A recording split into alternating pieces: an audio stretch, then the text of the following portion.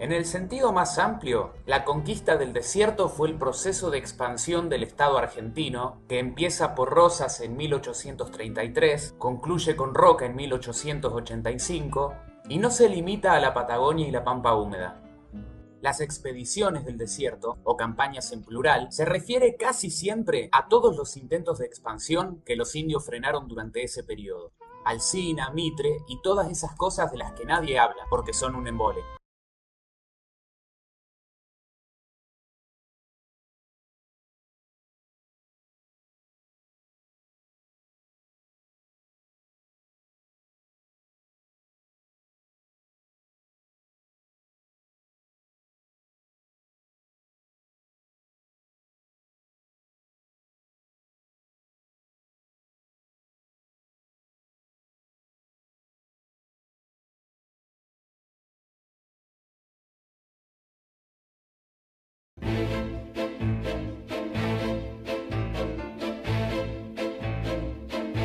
«1880 es una fecha clave en la historia argentina porque varios procesos históricos que habían comenzado en 1810 concluyeron ese año. El cambio fue protagonizado por la llamada Generación del 80, bajo el liderazgo del tucumano Julio Argentino Roca, quien había acumulado un notorio prestigio en 1879 al comandar la expedición que derrotó y masacró a los indígenas que todavía mantenían su independencia política en la Pampa y la Patagonia, incorporando esas regiones a la República Argentina. El plan de la Generación del 80 era conseguir el progreso y el orden, e inscribir a la Argentina en la ruta de los países modernos.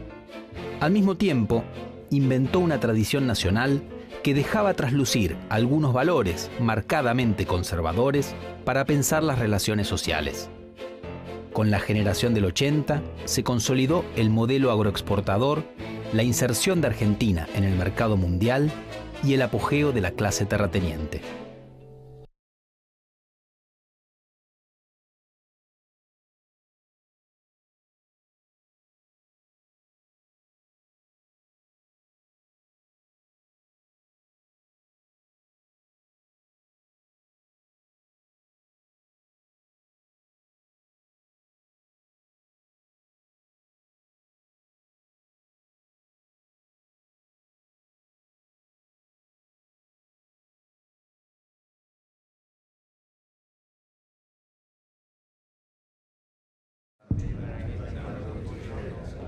Y la palabra oligarquía viene del griego, quiere decir un dominio de pocos.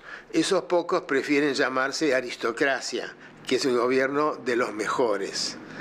Y ya Aristóteles decía que oligarquía es una degeneración de la aristocracia. Ya la aristocracia es difícil definir quiénes son los mejores, en general son la gente que tiene más dinero. Pero justamente la oligarquía sería una versión más egoísta, digamos, y más explotativa de esa aristocracia. De manera que la palabra ya es una palabra en alguna medida acusativa o despreciativa. Pero está bien, yo creo que se trataba efectivamente de una oligarquía, pero que tuvo un rol positivo en el desarrollo del país. Podría haber sido mejor, pero tampoco es tan fácil reparar la historia.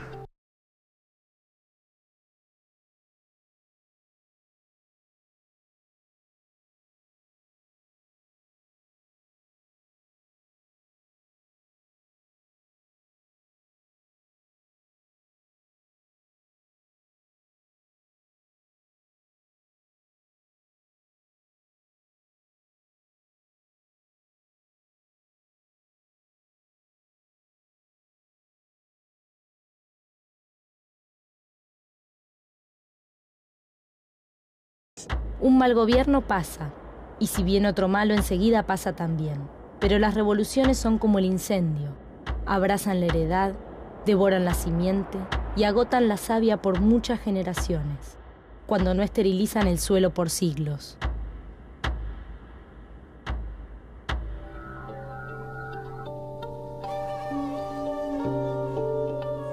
Roca era muy consciente de que tenía al mismo tiempo que presentar ante los centros financieros internacionales una imagen de la Argentina como un país más sólido y confiable, y eso también fue muy importante para asegurar que durante su presidencia se produjese un muy notable incremento de la inversión extranjera, que sirvió, por una parte, para modernizar las estructuras de servicios de la ciudad y fundamentalmente para construir una red ferroviaria que fue decisiva para la expansión de la economía de exportación.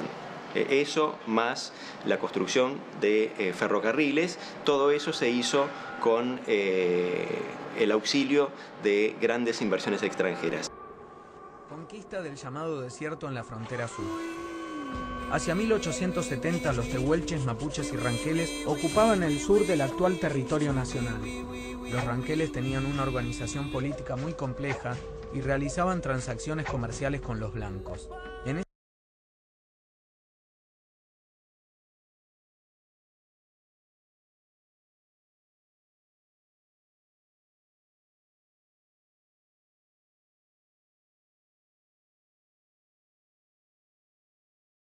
En ese momento en Buenos Aires, Julio Argentino Roca preparaba la conquista del desierto.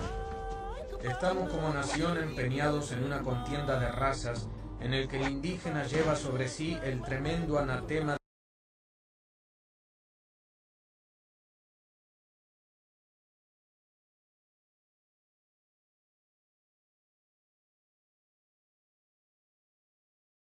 de su desaparición, escrito en nombre de la civilización. Destruyamos, pues, moralmente esa raza. Aniquilemos sus resortes y organización política. Desaparezca su orden de tribus y, si es necesario, divídase la familia. Son salvajes, bárbaros y atrasados. Esa fue la justificación para la conquista.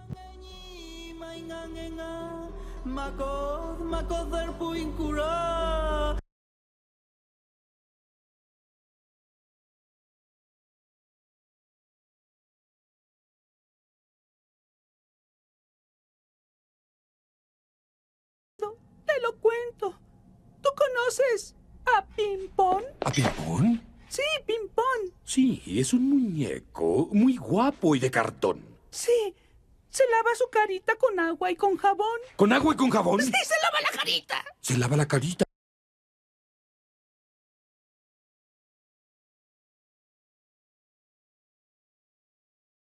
Cuando se habla de la conquista del desierto, suele haber dos posturas para imaginársela. La primera y más vieja es esta. Los indios eran unos salvajes y vagos de mierda, que siempre rompían las bolas con malones y que merecían morirse para que el país pudiera progresar, y que gracias a Roca tenemos un Estado nacional y una Patagonia sin chilenos. La segunda es esta. Roca era un racista hijo de puta que avanzó sobre una pacífica e inocente sociedad milenaria y aislada del mundo para imponer una Argentina cristiana y racialmente pura, y de paso se hizo unos cuantos mangos para él y sus amigos.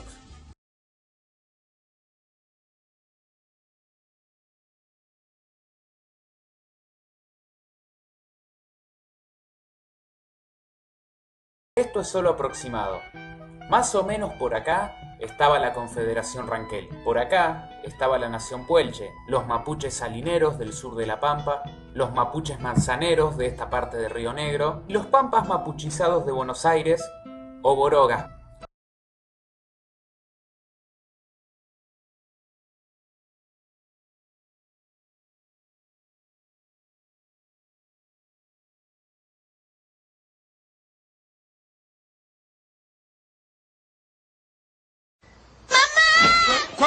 Lisa, ¿qué pasa? Tuve una pesadilla. Ay, nena, recuéstate y cuéntamelo todo. Bueno, sé que es absurdo, pero soñé que el Coco venía por mí y que... ¡Ay, el Coco! ¡Hay que tapiar las ventanas! ¡Voy por la escopeta! Bart, no quiero asustarte, pero tal vez el Coco está en la casa. ¡Ah!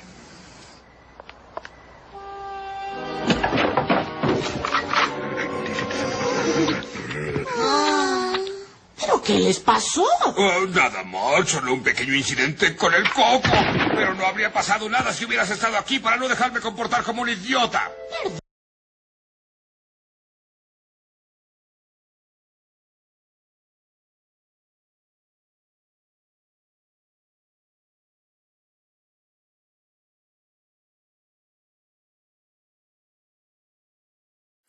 Adiós, plan dental.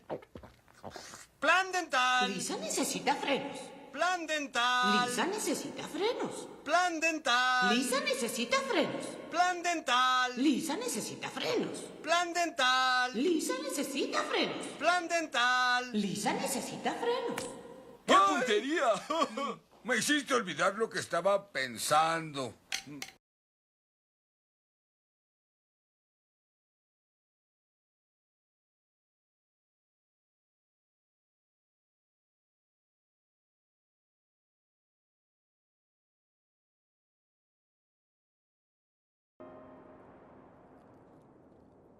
El saldo de la campaña fue de miles de indios muertos, 14.000 reducidos a la servidumbre y la ocupación de 15.000 leguas cuadradas que se destinarían, teóricamente, a la agricultura y la ganadería.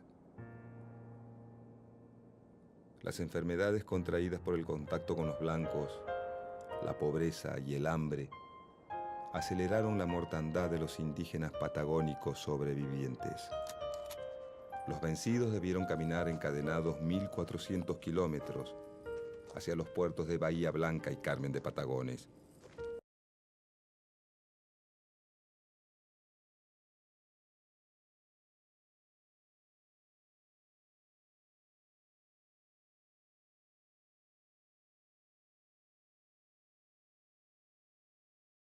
Indios y chinas a las familias de esta ciudad por medio de la sociedad de beneficencia.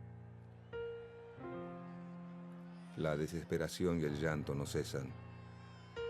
Se les quita a las madres sus hijos para en su presencia regalarlos, a pesar de los gritos, los alaridos y las súplicas que hincadas y con los brazos al cielo dirigen las mujeres indias. En aquel marco humano, unos se tapan la cara, otros miran resignadamente al suelo. La madre aprieta contra su seno al hijo de sus entrañas. El padre se cruza por delante para defender a su familia.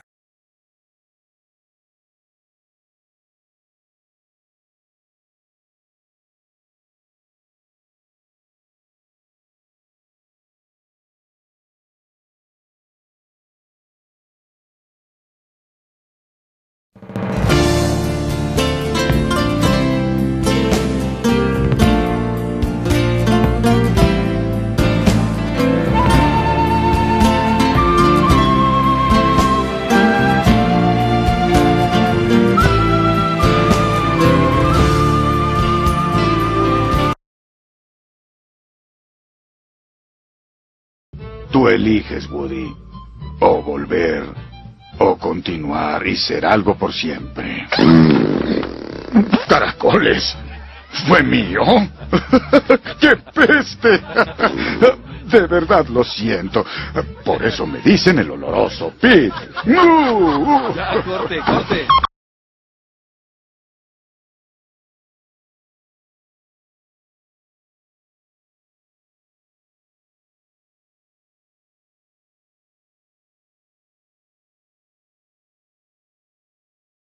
Gracias a todos por venir. 1000 besos, 1000 besos, 1000 besos, 1000 besitos, besos, 1000 besos. Y porfa, depositen todas sus envolturas y vasos de refresco en el depósito de basura más cercano. Gracias. Vuelvan pronto, 1000 besitos. Fue un placer.